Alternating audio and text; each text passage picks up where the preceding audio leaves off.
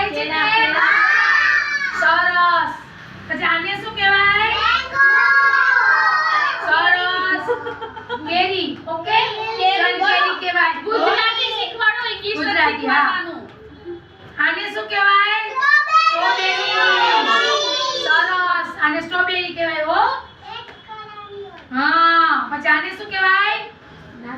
નાશપતિ. બોલો. નાશપતિ. પછી આને શું કહેવાય? સફરજન. બોલો.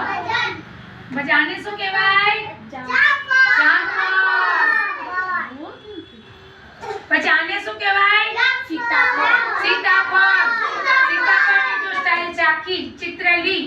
ઓકે, આ સીતાફળની એરો છે, તેના એરા જ અલગ હોય. આને શું કહેવાય? દાડમ. સરસ, પીવાળું મસ્ત રેડ કલરનું. ઓકે છે ને? સરસ. ચાલો હવે આને શું કહેવાય? કીવી. બધાને બધું આવડી ગયું. લે, વાહ, વેરી ગુડ.